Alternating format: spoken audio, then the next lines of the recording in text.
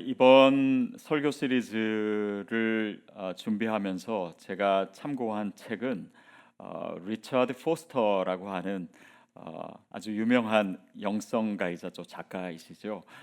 이분이 쓰신 Streams of Living Water라고 하는 책입니다. 한국말로는 생수의 강 이렇게 번역이 되었는데요. 이 책에서 나오는 이 기독교 역사에 있어서 6가지 중요한 흐름들, 그것을 제가 그 구도를 이제 참고를 했습니다. 특별히 이 책에서 중요하게 생각하는 것은요. 예수님에 대해서 우리가 생각할 때 그분의 죽음, 십자가, 부활, 여기에만 너무 집중한 나머지 예수님을 교리의 틀에 우리가 자칫하면 가두게 될 수 있는데, 오히려 예수님의 삶을 더 들여다봐야 된다. 그리고 교회사에 나타난 그런 중요한 영성의 흐름들은 바로 예수님의 삶의 모습에서 찾아올 수 있는 것이고, 또 그것을 통해서 오늘 우리에게 필요한 영성이 무엇인지를 알고 또 회복할 수 있다라고 하는 것입니다. 그래서 오늘 첫 번째 시간에는 묵상의 전통에 대해서 우리가 나누려고 하는데요. 이 묵상의 전통을 이제 교회사적으로 보면은 이 4세기의 사막의 교부들, 그러니까 수도사들이죠. 그들이 가졌던 그런 영성의 모습이고, 또 6세기의 베네딕트 수도원에 있었던 그런 기도 운동들, 그리고 16세기 와서는 모라비안 운동, 그리고 17세기의 경건주의 운동, 이런 흐름들을 통해서 크리스천들이 어떻게 주님 앞에 나아갔고 또 주님과 어떤 친밀한 관계를 가졌는지, 물론 그 묵상의 전통은 지금까지도 계속되고 있습니다. 근데 여기에서 나타나는 중요한 내용들은 하나님과의 관계예요.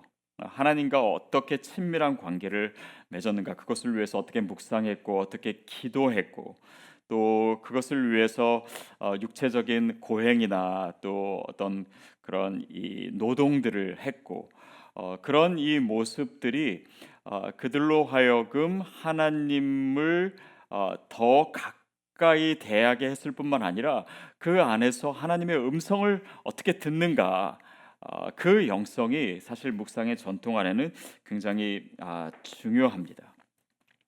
근데 이 내용을 우리가 좀 더 깊이 살펴보기 전에 묵상의 전통 그 자체, 또 거기서 중요시하는 영성의 내용들이 참 중요한데요.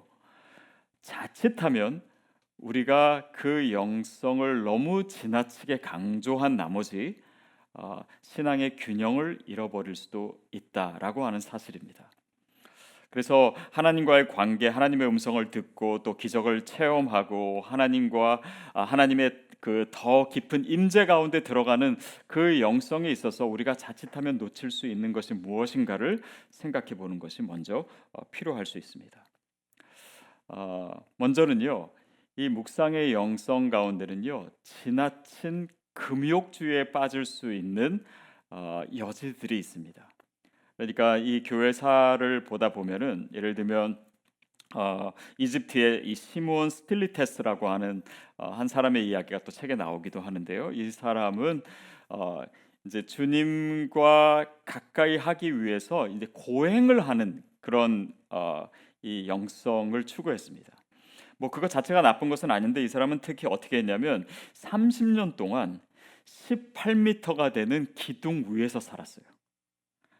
그러니까 그 삶이 어떠했는지는 도저히 상상이 잘 안 갑니다. 그래서 그 기둥이 이렇게 좀 안전하지가 않았나 봐요. 거기서 떨어지지 않기 위해서 기둥에 자기 몸을 밧줄로 묶었대요. 그러니까 그걸 너무 오랫동안 하고 있으니까 그 밧줄이 살을 파고들고, 그래서 살이 썩기 시작하고 거기에 구데기가 우글우글했다라고 하는 이야기가 전해져 옵니다. 또 유럽의 어떤 크리스천들은 그 고행을 위해서 모래와 이 그 밀가루가 그 섞여서 만든 그 빵을 만들어서 먹었다는 거예요. 그런 것을 어떻게 먹었는지 잘 모르겠습니다. 또 어떤 사람들은 7년 동안 앉거나 눕지 않고 서서 지냈다라고 하는 사람도 있고, 또 어떤 사람은 철로 된 족쇄를 가지고 자기 어깨에 이렇게 메고 7년 동안 공중에 매달려서 살았다라고 하는 사람도 있더라고요. 물론 크리스찬의 영성 중에는 육체적으로 우리가 불편한 것을 선택해서 그 가운데 예수님의 고난에 동참한다든지 아니면 그것을 통해서 하나님의 더 집중하는 삶을 사는 그런 이 신앙의 모습도 있을 수는 있습니다. 근데 그 당시에 이 시대 정신을 우리가 좀 들여다보면 서양의 역사 속에서 특히 그런 것들이 강했는데요. 영과 육을 분리한 나머지 그런 이원론적인 세계관 때문에 육체는 악한 것이라고 하는 생각, 그러니까 어떤 영지주의의 하나의 또 변형된 형태이겠지요.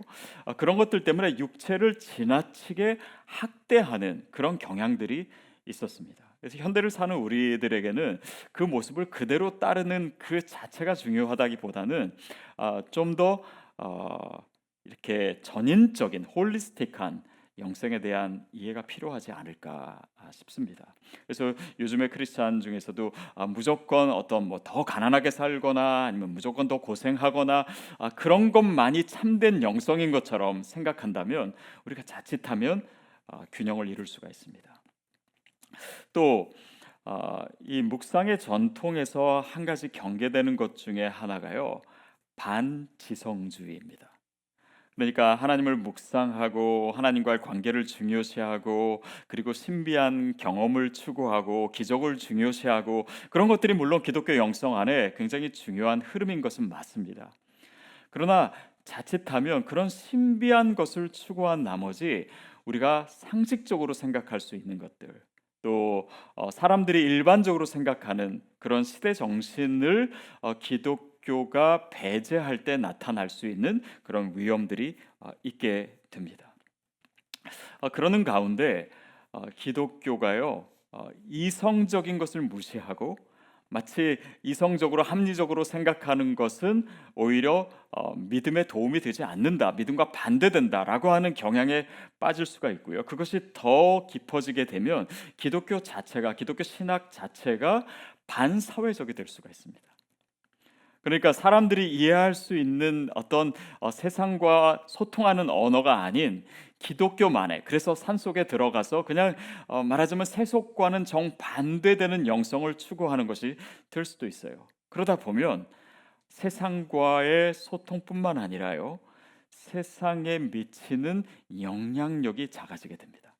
또 사회에 대해서 관심을 갖지 않게 되고 일상에 대한 중요성도 잃어버리고 그런 것들이 오히려 건강하지 못한 영성을 자아낼 수도 있는 것이죠.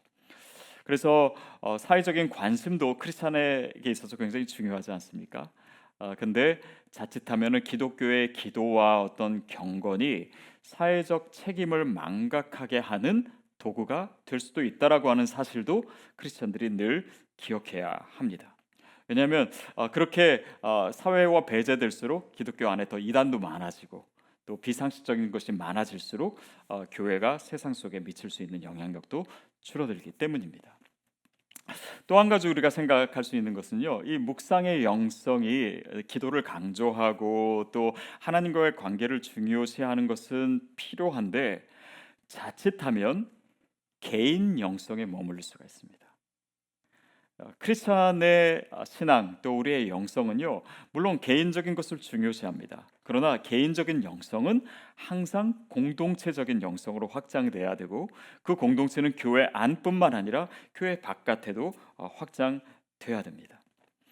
그래서 어떤 분들은요, 정말 하나님과의 관계가 너무 좋고 또 그런 이 영성도 너무 좋은 것 같은데 어, 같이 동역하기가 너무 어려운 분들도 저는 만나본 적이 있는 것 같아요. 그래서 아마 그 자신은 아무 문제가 없다고 생각해요. 내가 하나님을 이렇게 사랑하고 하나님과 이렇게 친하고 이렇게 기도를 많이 하고 그런 말씀의 묵상도 많은데 사역에는 늘 어려움이 있다면 내 영성이 개인적인 영성에만 너무 치우쳐 있는 것은 아닌가 다시 돌아볼 필요가 있는 것이죠. 어, 저희 교회 성도님 중에 한 분이 이제 이런 얘기를 들으면서 한번 같이 웃은 적이 있었는데요.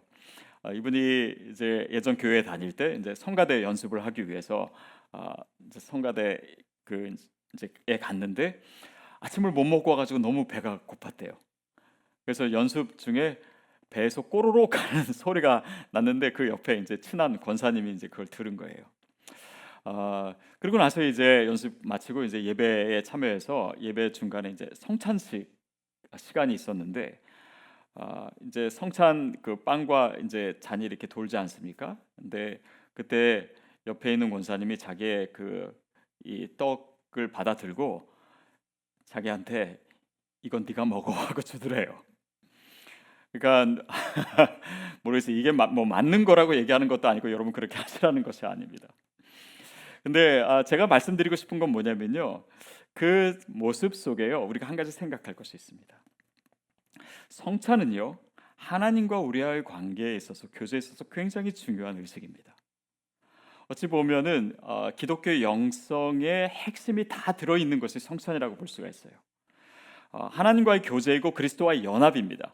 오히려 그 빵과 또 그 잔을 마시면서 이것이 그리스도의 임재가 내 안으로 들어오는, 어떻게 보면 내 몸속으로 들어오는 가장 친밀한 형태의 교제입니다.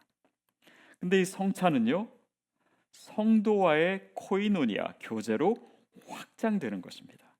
그래서 초대교회 때 보면은 그렇게 식사를 같이 하고 그 음식을 가지고 또 교회 밖으로 나가서 가난한 자들을 섬기는 그 모습이 있었던 것은 크리스천의 영성을 너무나 잘 설명하고 있는 것이에요.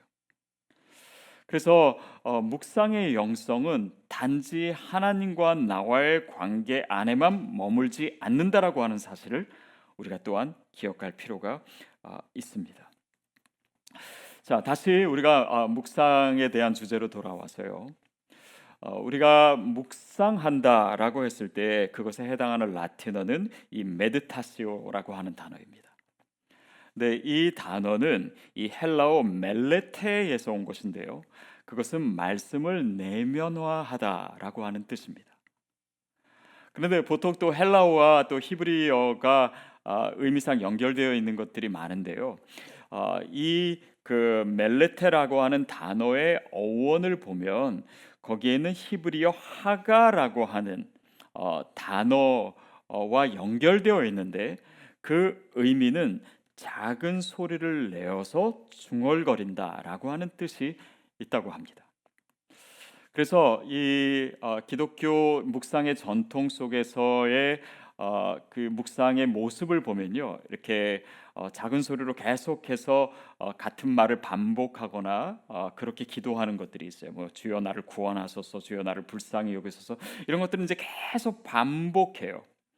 근데 오늘날의 개신교회는 물론 그런 형태의 것이 남아 있지는 않습니다. 그래서 우리가 이 오늘 우리 묵상의 전통을 생각했을 때는요. 어, 그러한 이 형태, 그러니까 계속해서 뭔가를 이렇게 암송하거나 외우는 형태가 기도라고 하는 확장된 형태 속에 흡수되어 있다라고 하는 것을 생각해 볼 필요가 있어요. 결국 묵상의 영성이다, 또 묵상의 전통이다. 거기에는 뭐가 있냐면 기도로 충만한 삶이 있습니다.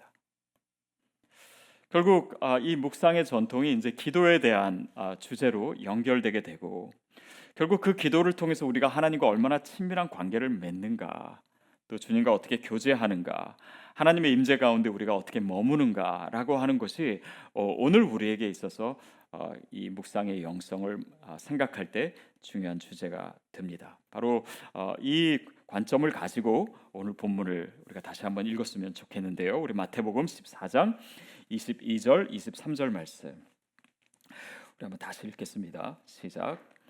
예수께서 즉시 제자들을 재촉하사 자기가 무리를 보내는 동안에 배를 타고 앞서 건너편으로 가게 하시고 무리를 보내신 후에 기도하러 따로 산에 올라가시니라.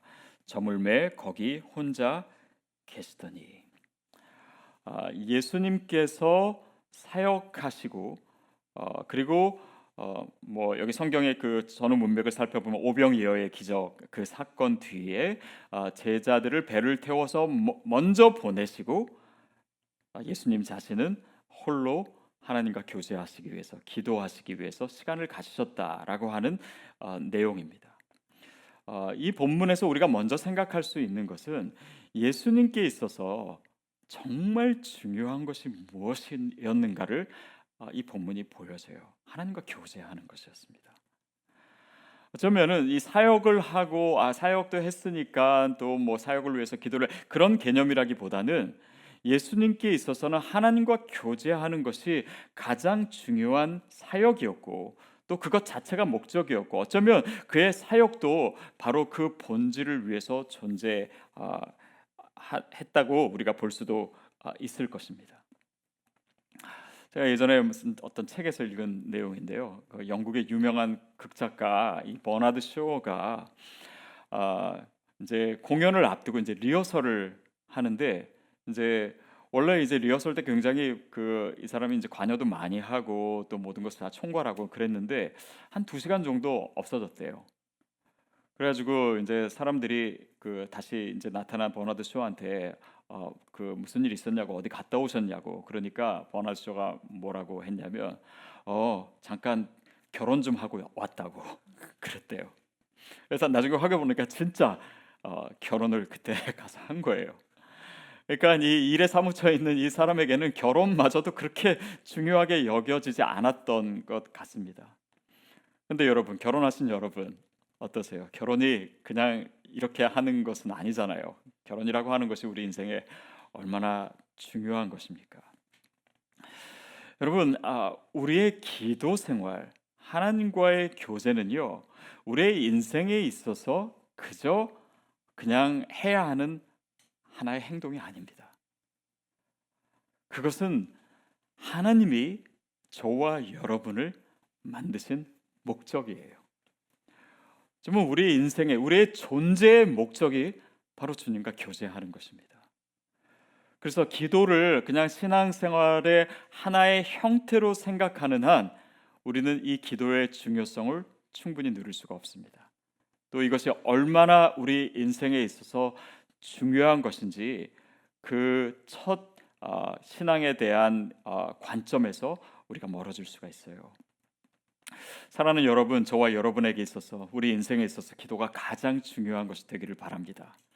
그래서 기도는 행동이 아닙니다. 기도는 우리의 존재예요. 우리의 존재의 가치입니다. 하나님이 우리를 사랑하시고 우리와 교제하시기 위해서 우리를 만드셨다는 사실을 우리가 기도 생활을 생각할 때 항상 떠올려야 하는 것이죠. 그래서 예수님은요, 그의 사역이 바쁘실 때도 물론 예수님도 바쁘셨습니다. 피곤하셨어요. 그러나 기도하셨습니다. 하나님과의 관계, 하나님과의 교제를 절대 포기하시지 않으셨어요. 이런 예수님의 모습을 보면서 우리의 영성을 다시 되돌아볼 때 이 현대인의 삶은요 참 바쁩니다. 물론 뭐 일이 많아서도 바쁘지만요 어떻게 보면 하나님이 우리의 삶에 들어오실 수 없는 삶의 패턴을 우리가 가지고 있어요. 그래서 우리는 스케줄이 많을수록 내가 더 중요한 존재이고 내가 가치 있는 삶을 사는 것처럼 생각하고 또 이 일정의 여백 속에 모든 것을 끼워 넣기 시작합니다. 더구나 요즘은 스마트폰이 있으니까 스마트폰이 우리 삶의 여백을 다 잡아먹어요.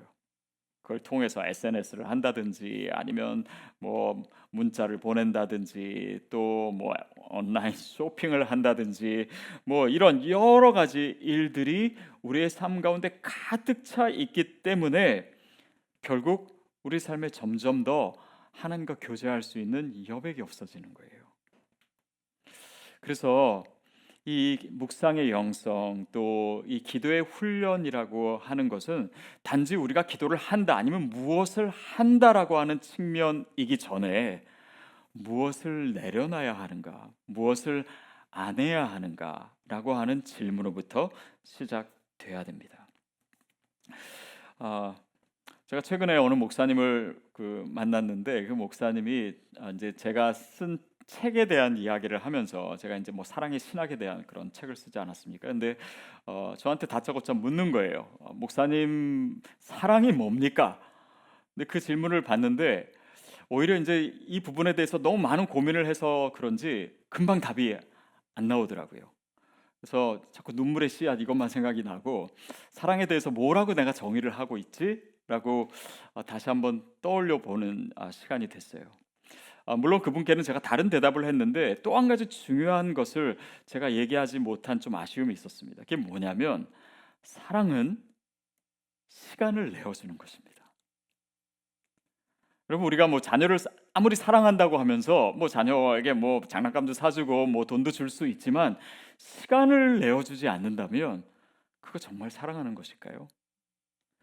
우리가 믿지 않는 영혼들을 사랑한다라고 하고 기도하고 그렇기도 하지만 정말 정작 그들을 위해서 내 시간을 내어주지 않는다면 사랑하지 않는 것입니다.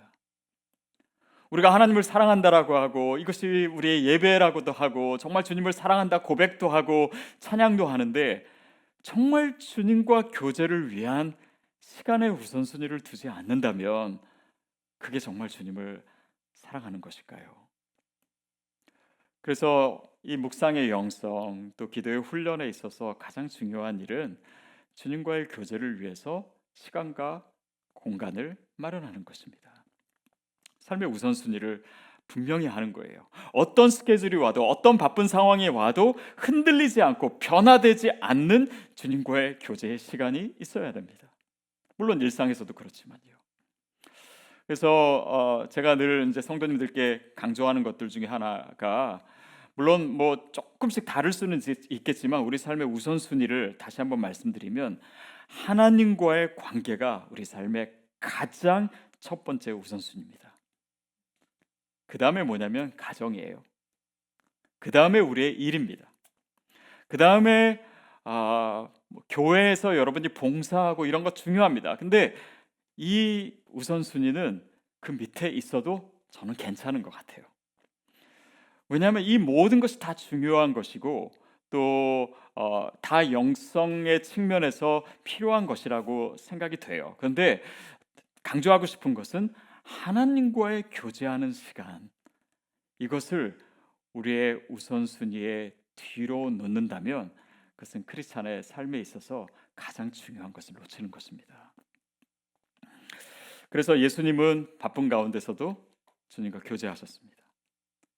또 종교개혁자 마틴 루서도 그가 정말 종교개혁 이 많은 일정과 일들 가운데 이렇게 고백하는 것을 제가 읽어본 적이 있는데 오늘은 너무 바빠서 너무 할 일이 많아서 제가 4시간 동안 기도할 수밖에 없습니다 라고 얘기했던 그 영성이 과연 역시 종교개혁을 일으키게 된 그 영적인 능력의 기초가 되었구나라고 하는 생각을 해봅니다.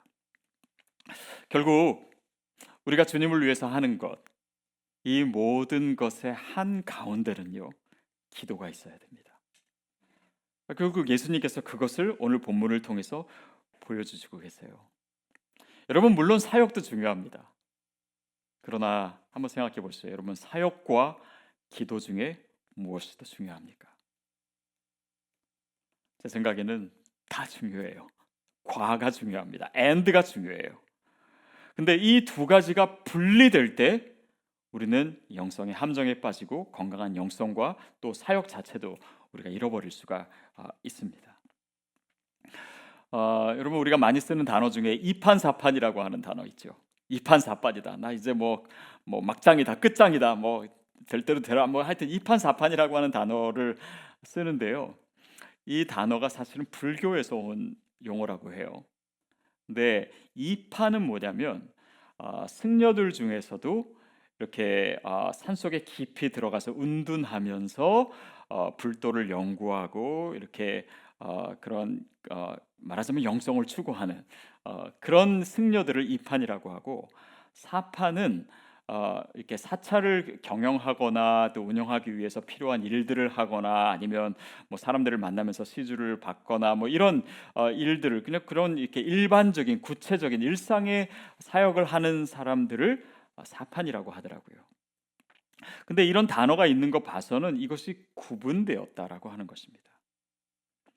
근데 이 단어가 왜 지금 뭐 이렇게 뭐 그냥 끝장이다, 뭐 막판이다, 뭐 이렇게 이런 의미가 됐냐면 조선 시대 때 그 승유 억불 정책, 있었잖아요. 그래서 이제 유교가 되게 대우받고 또 불교를 이제 억제하는 억압하는 그런 정책 때문에 그 당시 사람들에게 있어서 승려가 된다라고 하는 것은 인생의 마지막 선택처럼 가장 최하층 사회적으로 사람이 되는 그런 것으로 여겨져서 그 의미가 됐대요. 근데 그 내용을 생각하면서 저희가 한 가지 더 생각해야 되는 것은 우리의 영성이요, 우리의 일상, 우리의 일, 우리의 어떤 세상, 사회와 구분될 때 기독교의 영성은 추락하게 됩니다. 그것은 항상 교회사를 통해서 중요시 되었던 내용이에요. 그래서 지나친 경건 운동이 있을 때 다시 그거에 대한 반작용이 늘 일어나게 되고 그런 것들이 기독교 역사 속에서 굉장히 많았습니다. 결국 우리의 영성도 마찬가지예요. 우리의 일상, 우리의 일, 우리의 가정, 우리가 살아가고 호흡하는 이 모든 것 가운데 하나님의 임재가 있는가? 우리가 그것을 하나님과의 교제 가운데서 행하고 있는가? 이것이 묵상의 전통을 이어가는 우리에게 너무나 중요한 것입니다.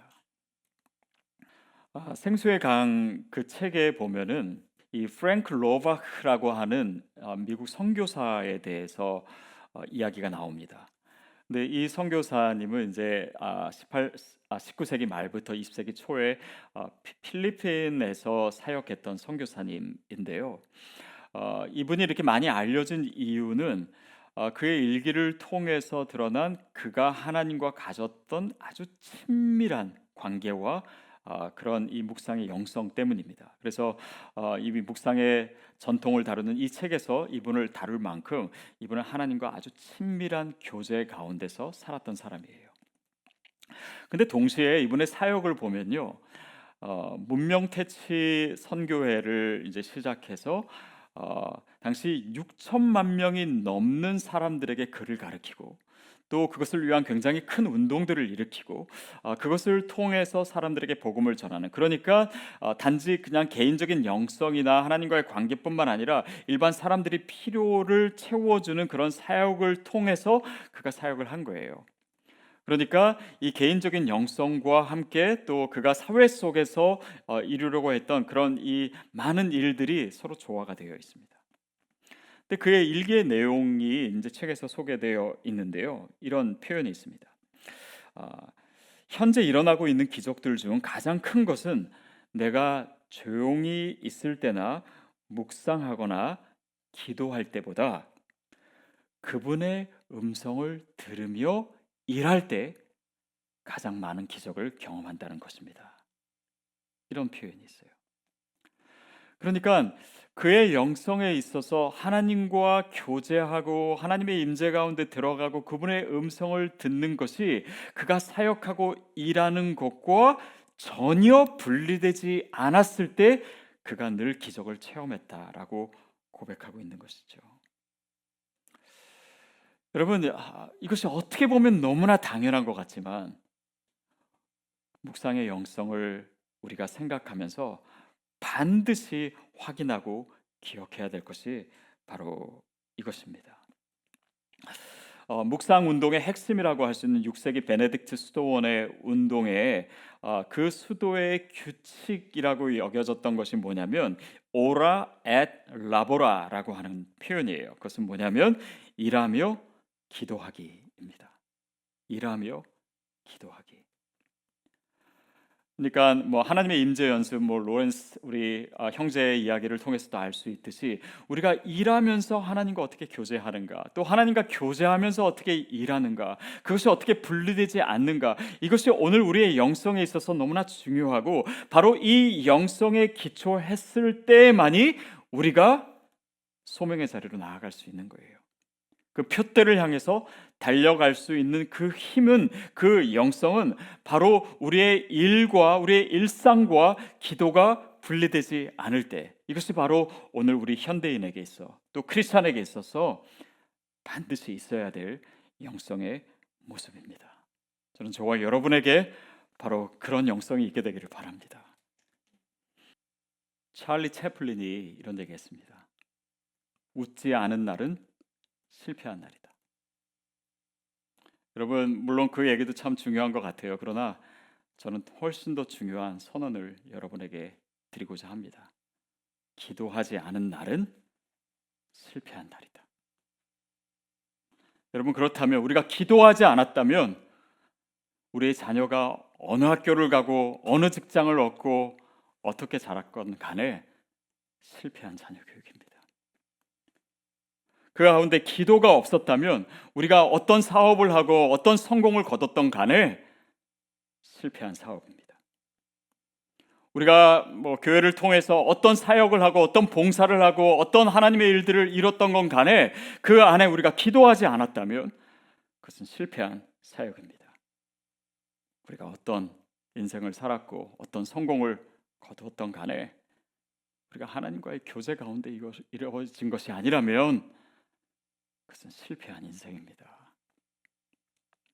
사랑하는 여러분, 저와 여러분에게 기도가 회복되기를 바랍니다.